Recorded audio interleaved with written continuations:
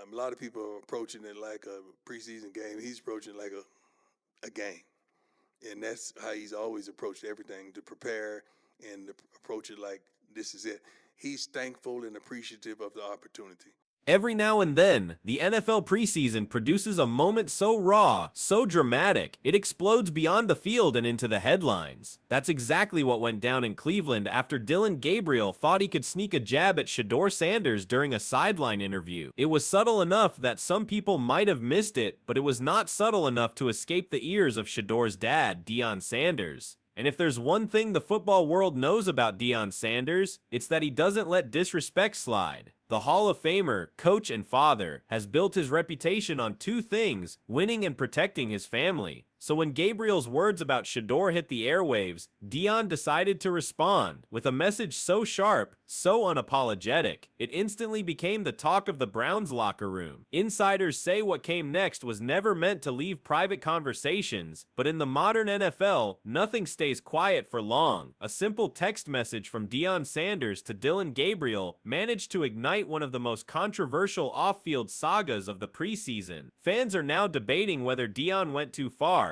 while others insist he was just defending his son from a rookie who didn't know his place. And the message Deion sent, let's just say it was savage. The details of Deion Sanders' message to Dillon Gabriel leaked quickly, and the wording was as fiery as you'd expect. According to multiple reports, the text wasn't long, but it was absolutely devastating. Deion allegedly told Gabriel to watch your mouth when you speak to my son, and reminded him that Shedeur's rise wasn't hype, it was earned. He didn't sugarcoat it either. One insider described it as a father's warning, mixed with a Hall of Fame swagger. The kicker? Deion didn't just stop at defending Shedeur, he reportedly added a line that has since gone viral: respect greatness or get used to watching it from the sideline. For a rookie trying to prove himself, that line must have felt like a gut punch, cutting deeper than any defensive back Gabriel ever faced in college. Within hours, the whispers spread across the Browns locker room. Teammates were passing phones around, shaking their heads, some laughing, others dead serious. It wasn't just that Deion sent a message, it was that it got out, and once it did, there was no putting it back in the bottle. Half the locker room reportedly agreed with Deion, saying Gabriel crossed a line by dragging Shedeur's name into a sideline interview instead of focusing on his own mistakes. Those players felt Deion only said what everyone else was thinking: keep your head down, earn your stripes, and leave the media shots alone. But not everyone was on board. The other half of the locker room thought Deion overstepped, that an NFL locker room is sacred, and a college coach turned dad texting one of their players blurred lines that shouldn't be crossed. One player allegedly muttered, "This ain't Boulder anymore. This is the league." For them, the text wasn't a clapback,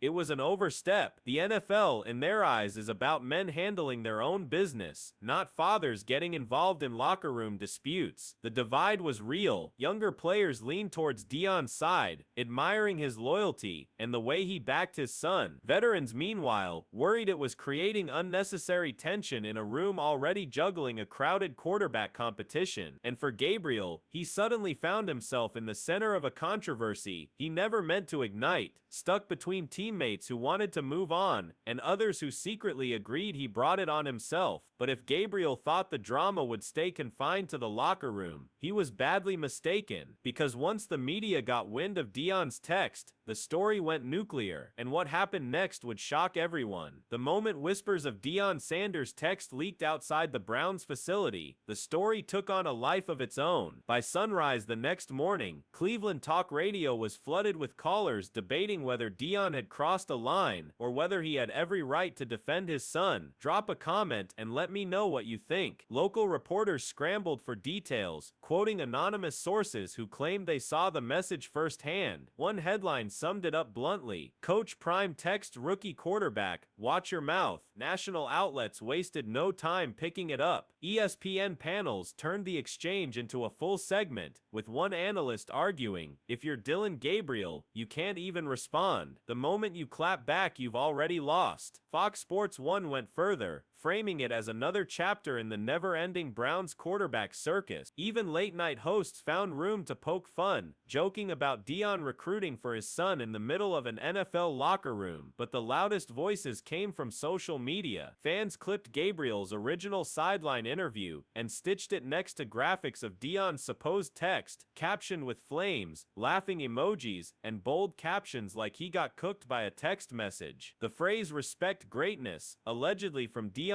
closing line, began trending, with Browns fans using it as a rallying cry to push for Shedeur as the Week 1 starter. What might have been a minor rookie slip-up had now become a national talking point. Gabriel wasn't just battling for snaps anymore. He was fighting a narrative storm that made him look like the insecure quarterback clapping at shadows. And while he tried to keep quiet, the noise outside was deafening. Because in the court of public opinion, Deion hadn't just defended his son, he'd won the round before Gabriel even stepped back on the field. But the fans weren't done. If the media poured gasoline on the fire, the fans lit the match. Cleveland's fan base, already restless with years of quarterback turnover, erupted the moment Deion's text hit the rumor mill. Twitter threads, Reddit posts, and Facebook groups turned into battlegrounds, with fans debating whether Dillon Gabriel had any right to even mention Shedeur Sanders' name. The majority sided with Shedeur. Browns Nation flooded timelines with memes mocking Gabriel, some showing him throwing his phone away after receiving Deion's message, others plastering his stat line under captions like, "Talk less, play better." One fan tweeted, "Dillon Gabriel talking about Shedeur is like the opening act disrespecting the headliner." It went viral instantly, but there was a small vocal minority backing Gabriel, and I'm not sure why. Those fans argued that Deion had no business inserting himself into an NFL locker room feud, no matter how famous or respected he is. "This isn't college, this is the league," one fan posted. "Daddy DMN can't text your competition every time he talks slick. That takes spread too," though it was drowned out by the tidal wave of Shedeur support. Even neutral NFL fans chimed in. Gabriel's name trended nationally alongside Deion and Shedeur, with outsiders calling the saga Pete Brown's drama. The sheer spectacle of a Hall of Fame father inserting himself into his son's quarterback competition was too juicy to ignore. For Shedeur, the fallout only boosted his image. He didn't need to say a word. Fans were defending him for free. Every meme, every clip, every trending hashtag built his case for Cleveland's quarterback of the future. Gabriel, on the other hand, looked increasingly isolated, framed as the rookie who not only struggled on the field, but also poked the wrong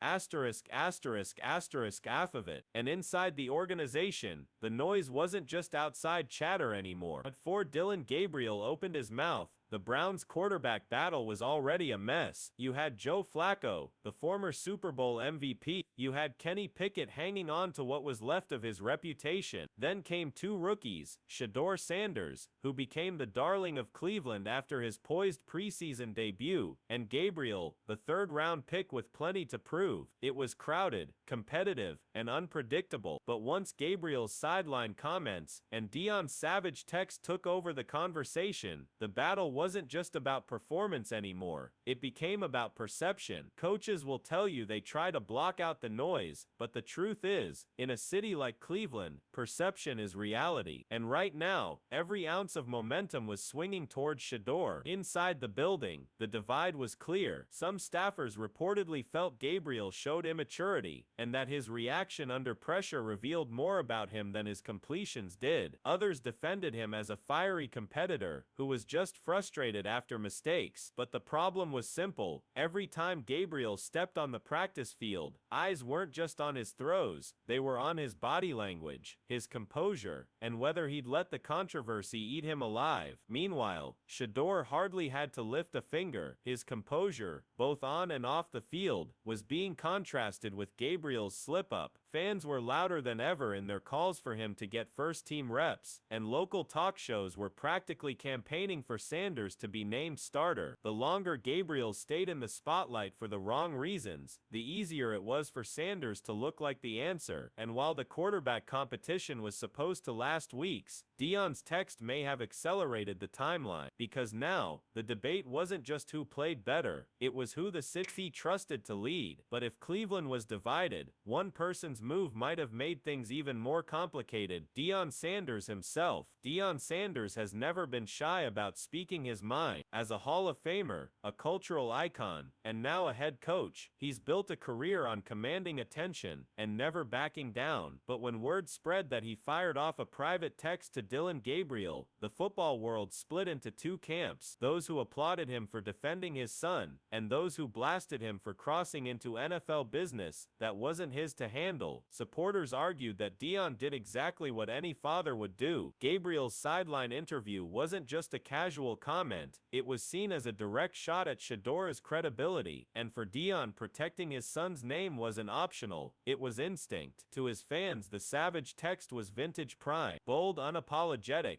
and dripping with the confidence that made him one of the greatest athletes ever. They believed it sent a powerful message, not just to Gabriel, but to anyone thinking about questioning Shedeur's rise. But the critics weren't buying it. To them, Deion's move blurred the lines that should never be crossed. The NFL isn't college football, and the Browns' locker room isn't Boulder. When a father inserts himself into a quarterback controversy, it raises questions about maturity, professionalism, and whether Shedeur can truly stand on his own without Deion's shadow looming. Some pundits even argued that the text, though protective, could hurt Shedeur's credibility, making it look like he needs his dad to fight his battles. And that's the tricky part. Deion's words were meant to shield Shedeur, but in the unforgiving environment of the NFL, even a father's protection can spark backlash. For Gabriel, the message was humiliating. For Shedeur, it was another reminder that his father's presence will always amplify the spotlight. And for the Browns, it turned a quarterback competition into a family drama with national attention. But while Deion's role sparked debate, the fallout was even harsher for Dillon Gabriel's reputation. For Dillon Gabriel, the damage wasn't just about one sideline interview or even Deion Sanders' fiery text. The real blow was how quickly his image shifted in the eyes of fans, teammates, and the national media. In a matter of days, he went from a rookie with promise to the rookie who can't handle the heat, and that label is brutal to shake in the NFL. The perception now: Gabriel looks rattled. His comments about Shedeur Sanders were seen as less competitive fire and more as insecurity. The kind of thing you say when you're threatened, not when you're confident. Instead of standing tall in a crowded quarterback room, he came across as a rookie taking jabs to deflect from his own struggles. Fans roasted him online, saying things like he should worry about protecting the football, not his ego. What made it worse was the silence that followed. Gabriel didn't use any clarification or apology, which might have helped him reset the narrative. Instead, the headlines and memes did the talking for him. In sports, when you don't control the story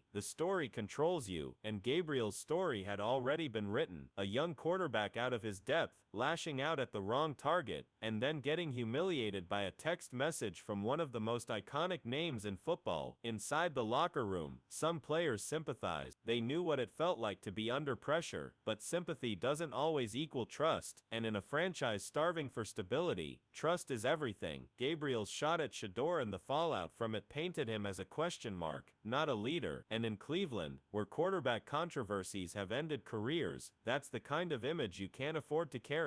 But while Gabriel's stock seemed to plummet, Shedeur's star power only kept rising. The irony of this whole saga is that Shedeur Sanders didn't have to lift a finger. He never clapped back at Dillon Gabriel publicly. He didn't post cryptic tweets. He didn't issue statements. And yet his stock has never been higher. The entire drama surrounding Gabriel's sideline comments and Deion's savage text only made Shedeur look stronger, calmer, and more ready for the spotlight. Fans see him as the composed rookie, the quarterback who doesn't need to waste energy on words, because his play and his demeanor do all the talking. Every time Gabriel stumbled in the media storm, Shedeur's silence looked like leadership. Every time Deion defended him, it only reinforced the idea that Shedeur had something worth defending, greatness in the making. So here's the brutal truth. Dillon Gabriel may have thought he was defending himself when he mentioned Shedeur Sanders during that sideline interview, but instead, he gave Shedeur and Deion the upper hand in one of the most public ways possible. Gabriel's words sparked a fire he couldn't control, and Deion's text poured gasoline on it. Now Gabriel is left with an image problem he may never fully recover from. The rookie who looked insecure, took a shot, and got clapped back by one of the greatest players in NFL history. Shedeur, meanwhile, looks unbothered, confident, and increasingly like the quarterback Cleveland fans fans are demanding to see. The Browns wanted a quarterback competition, but what they got was a storyline. And in this storyline, one man looks rattled, the other looks ready, and a father's text message has turned a preseason battle into a national drama. So the question lingers, did Deion Sanders simply protect his son, or did he cross a line that no father should cross in the NFL? And more importantly, after all this chaos, does Dillon Gabriel even stand a chance at winning back the locker room, or has the quarterback of the future already been chosen? Because in Cleveland, where quarterback controversies define eras, this one might go down as the rivalry that ended before it even started.